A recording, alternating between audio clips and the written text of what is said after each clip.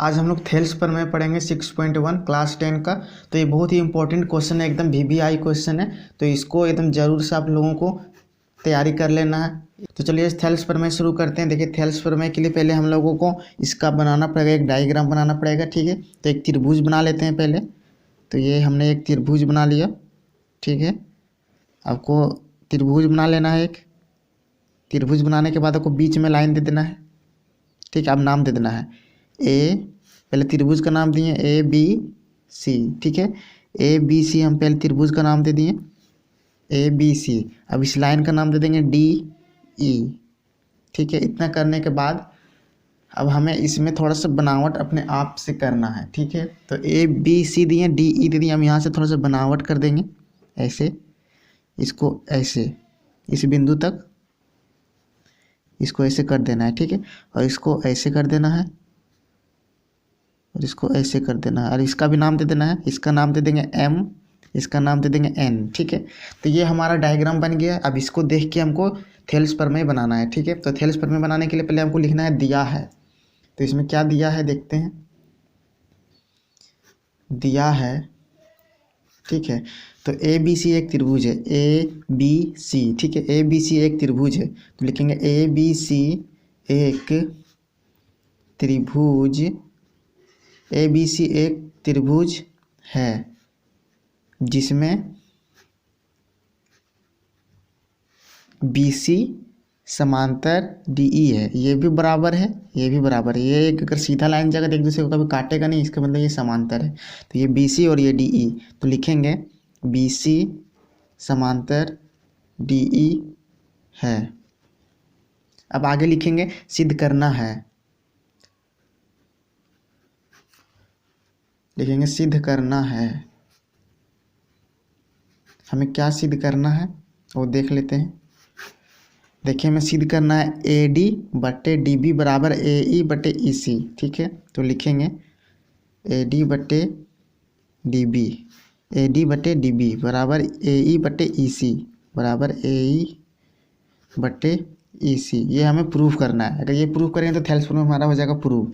अब इसका जो हमें ऐसे से करके बनावट की है ना, अब उसको लिख देंगे बनावट। देखिए बनावट में सबसे पहले लिखना है डी से डी एम, डी से डी एम। इसको हम लोग बनाइए ना, इसको इधर से किए, इसको इधर से किए, तो लिखेंगे डी से डी एम तथा ई से ई एन,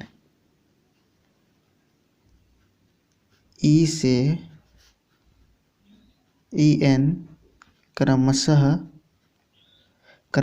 ए सी और ए बी, ए सी और ए बी, ठीक है। ए सी और ए बी पर लंब डाला, लंब डाला, ठीक है। इतना लिखना है। उसके बाद लिखेंगे साथ ही लंब डाला, साथ ही बी ई तथा सी डी, ठीक है। बी ई और सी डी भी तो किए हैं, तो लिखेंगे बी डैश ई तथा सी डैश डी को मिलाया। इसको भी तो मिलाएं, तो लिखेंगे मिलाया,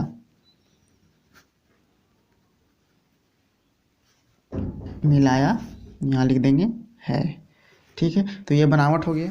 तो अब हम लोग नेक्स्ट पेज में आ गए हैं। देखिए इसमें भी वही हम चित्र छाप लिए हैं। तो पहले यहाँ प्रमाण लिखना है, प्रमाण, प्रमाण मतलब जो इसमें है, ठीक है। इसमें है त्रिभुज ए डी ई, ठीक है। इसका क्षेत्रफल निकालेंगे। फिर त्रिभुज बी ई डी, इसका क्षेत्रफल निकालेंगे, ठीक है। तो लिखेंगे त्रिभुज ए डी ई का क्षेत्रफल, ठीक है। ए डी ई का क्षेत्रफल बराबर 1/2 गुना बी गुना एच, 1/2 गुना आधार गुना ऊंचाई इसका क्षेत्रफल होता है त्रिभुज का, ठीक है। तो बराबर लिखेंगे 1/2 गुना बी गुना एच। तो बी हमारा क्या है, बी मतलब आधार क्या है, तो आधार हमारा है ए डी, ठीक है। आधार ए डी है और एच यानी कि ऊंचाई, ऊंचाई हमारा ई एन है, ठीक है। तो लिखेंगे ए डी गुना ई एन, ए डी गुना ई एन, ठीक है। अब नीचे लिखेंगे एवं त्रिभुज बी ई डी में, ठीक है, बी ई डी में, एवं त्रिभुज बी ई डी का क्षेत्रफल, बी ई डी का क्षेत्रफल, ठीक है। अब त्रिभुज बी ई डी का क्षेत्रफल, बी ई डी का क्षेत्रफल, इसका क्षेत्रफल निकालेंगे। तो लिखेंगे 1/2 गुना बी गुना एच, ठीक है। फिर 1/2 गुना बी, यानी कि हमारा आधार हो गया डी बी, ये आधार हो गया, और हमारा ऊंचाई हो गया ई एन, तो इसका भी ऊंचाई वही होगा 1/2 गुना, ठीक है, 1/2 गुना बी का हमारा हो जाएगा डी बी, और ऊंचाई हो जाएगा ई एन, ठीक है। इतना लिखने के बाद हमें लिखना है त्रिभुज ए डी ई का क्षेत्रफल बटे त्रिभुज बी ई डी का क्षेत्रफल। तो लिखेंगे अब त्रिभुज ए डी ई का क्षेत्रफल बटे त्रिभुज बी ई डी का क्षेत्रफल, ठीक है।